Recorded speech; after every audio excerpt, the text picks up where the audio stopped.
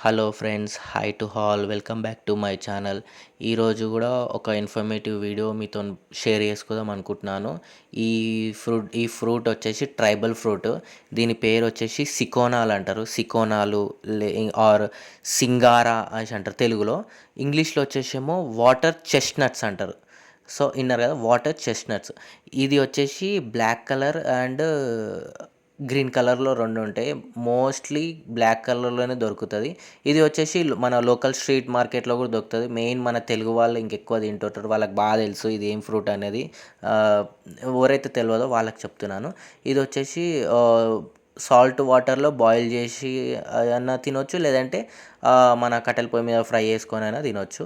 ఇది వచ్చేసి 2 లేయర్ ఉంటది. బయట ఔట్ సైడ్ లేయర్ వచ్చేసి బ్లాక్ కలర్, అది రిమూవ్ చేసేయాలి. లోపట ఉంది కదా, వైట్ కలర్ కనబడుతుంది కదా, అది మనం తినాలది.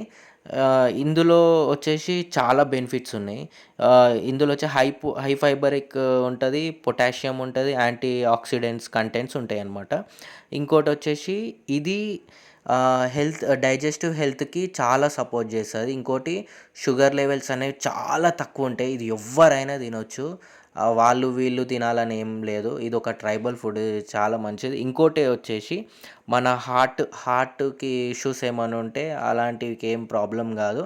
బ్లడ్ ప్రెషర్ కూడా కంట్రోల్‌లో ఉంటది. ఇది చాలా అంటే చాలా బావుంటది. ఎవ్వరైనా తినొచ్చు. ఇది ఒక ట్రైబల్ ఫుడ్డు. నాకైతే చాలా బాగా నచ్చింది. మీరు కూడా ఒకసారి ట్రై చేయండి. ఈ వీడియో గనుక నచ్చుంటే మీరు లైక్ అండ్ సబ్స్క్రైబ్ చేయండి. ప్లీజ్ నాకు సపోర్ట్ చేయండి. Thank you.